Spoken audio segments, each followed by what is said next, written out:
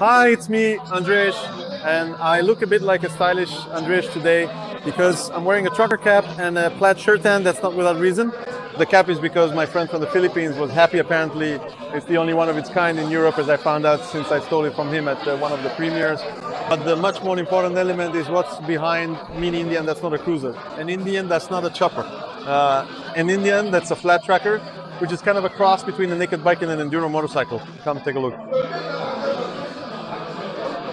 I won't hide it, I really like this motorcycle. Oops,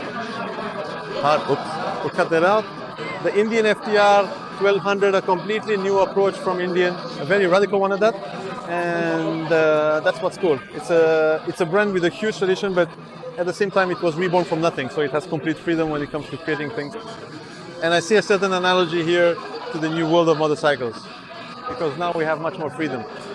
And now the FTR 1200, a motorcycle that comes straight from flat track racing. Back in the day, flat track races were done on whatever was available, meaning you took the motorcycles that existed like Indians, which at that time might even have been considered cruisers. Of course, not all motorcycles were like that, but Indian drew on the history of flat track and decided that this is what people need, and in my opinion, they're absolutely right. Because when heritage is in fashion, when there's a trend for dynamic motorcycles and bikes with history, this should be a perfect kit. It all started when they returned to flat track racing in the States and swept everything over the last 2 years, probably because they took the best riders they could get. They built the FTR 750 specifically for those competitions. In fact, this year, for the upcoming season, they even introduced some restrictions so that Indian wouldn't dominate so much. But the most important thing is that we got the motorcycle. The machine you see here, well, it's easy to say it'll be a competitor for the Ducati Scrambler and other trackers. Because now Triumph has also made a Scrambler, the R90 has a Scrambler, everyone has a Scrambler. Indian now has a Scrambler too, but in my opinion, this one is a bit cooler than the others because it has to prove a bit more than the other brands. The brands I mentioned, Ducati, BMW, Triumph already have an established position on the market. They have to fight for something more, which means they have to give us more right from the start. Here we're standing next to the S version, the most fully loaded one you can get. This is a classic paint scheme, and in my opinion, if you're gonna buy an Indian FTR, then this is the Indian FTR you should get. I'm not even talking about things like colorful displays because those are just gadgets.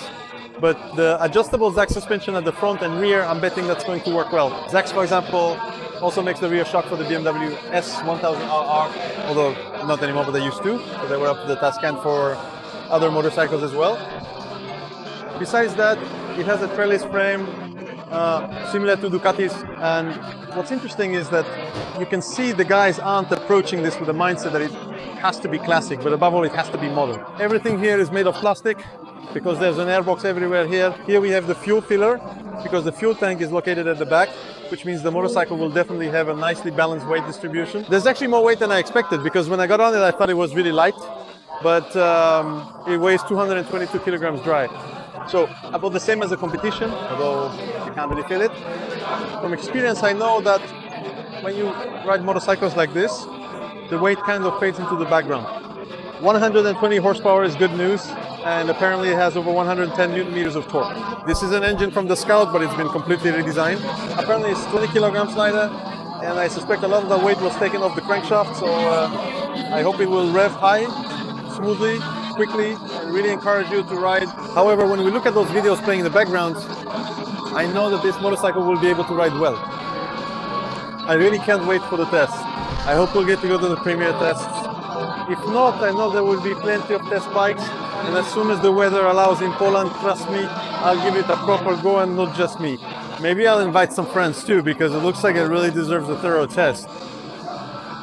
Take care.